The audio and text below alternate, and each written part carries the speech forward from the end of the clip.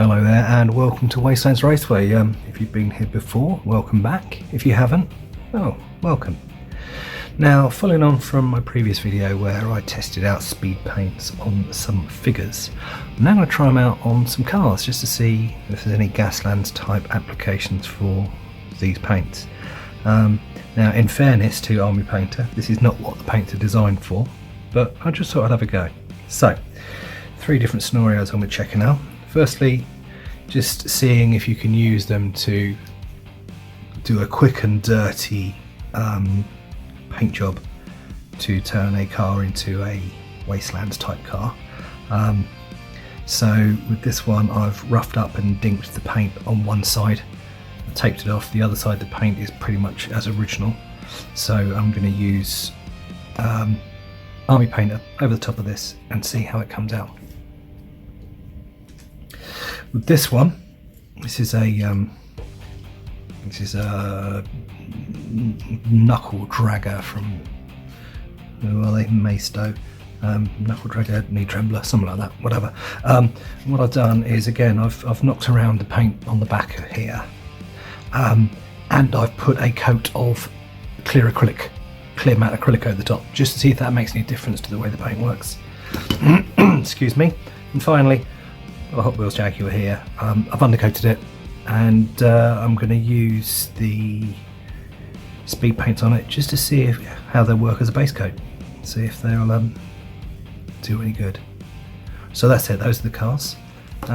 So I'll start with this one. Okay, look, I did video myself painting the cars and putting all the paints on and the various different techniques, etc. But I very much doubt you want to sit there for half an hour watching me slapping paint on cars, and you're only really interested in the results. So the paints are very nearly dry. Let's look at the results when they are.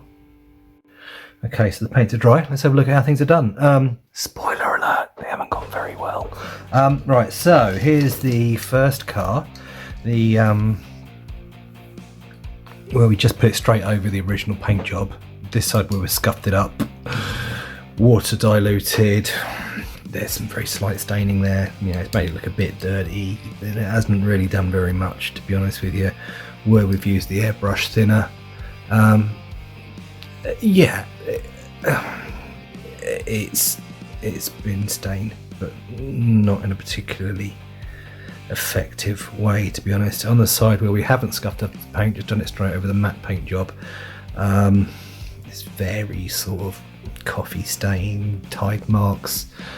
It has picked up on the recesses in places, but to be perfectly honest, there are better ways to do this, more effective ways. I wouldn't recommend using the speed paints straight onto the original paint job. But to be fair to them, that's not what they're designed for. So that's, you know, perhaps no great surprise. So now moving on, let's get the knee trembler, knuckle dragger, skull, whatever, bone shaker. As you can see there, where I put it over the acrylic matte coat. Well, yeah, it's come out matte. But then that would have happened with a matte coat anyway. It's come out slightly stained. Well, yeah, no great surprise there. And it has picked up on the scratches and the dinks in the paint, so they show better. So some success there. It's got itself into the recesses around the boot there. But again, to be honest, the effects are probably not worth the effort, to be honest with you. Again, so yeah, not worked that well on there. It's okay. That's about all I can give it, an okay. It brings on to perhaps the biggest disappointment, I've got to say. So, trying it as a base colour. Very, very blotchy. Very, very patchy. So, to be honest, same sort of thing with contrast paints as well. They're known for not being particularly good on flat surfaces. So no, I wouldn't recommend it for flat surfaces. Here we've got another illustration of that issue with the paint rubbing off, with it being a bit fragile. So obviously on big flat metal surfaces, it's probably going to be more susceptible to it.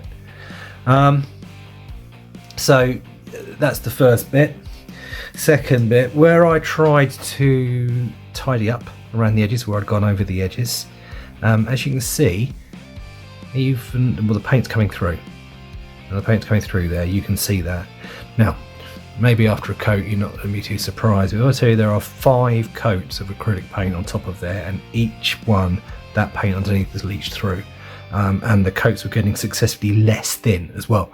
Tried a thin coat, that just didn't cover it at all. So I started chucking more and more and more over it, and it's still leaching through the acrylic paint going on top, which is obviously a concern. You can see it again perhaps here on the edge of the boot there, and you can see the brush marks, how thick I've had to go with that paint to just try and get it covered, and it's just not working. Similarly on the roof, I painted the roof red and decided that I didn't want it red, so I tried covering it over with the light primer, and it's just coming through and coming through and coming through. And there's probably a good 3.5–4 hours between the first red coat going on, anything going on over the top. So yeah, I just can't recommend it for the cars. But to end on a positive, what I tried to do was use the Gravelord Grey over the textured panels here, and yeah, it's picked up the textures very nicely, it's accentuated it nicely. That's just over a standard bone coloured primer. This one is over a metallic. Yeah, they picked it up quite nicely, it's given it a bit of depth, but overall I cannot recommend using speed paints to paint your Gaslands cars. Yeah, no, the amount of hassle I've had with this, the amount of time it's taken, it would have been quicker just to use standard acrylics. So a little bit of a disappointment, because I will admit to being biased, I like Speed Painter, I wanted it to work, I wanted it to be good, but you can only push your bias so far, and I can't push it this far.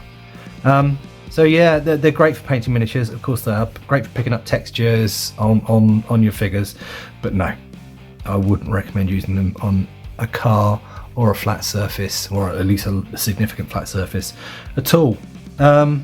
So yeah, a slight disappointment with that, but hey ho. The good news is I do have a decent bottle of paint stripper, so I'll be making use of that to remove these back down to the base metals. Sorry about that, I was hoping it might be a slightly more positive video, but unfortunately not. But thank you for watching anyway. I hope you found this useful. Certainly if you're thinking of buying them for painting your cars, I wouldn't. But there you go, that's it, end of this video. Thank you for watching, and we'll see you again soon. Bye for now.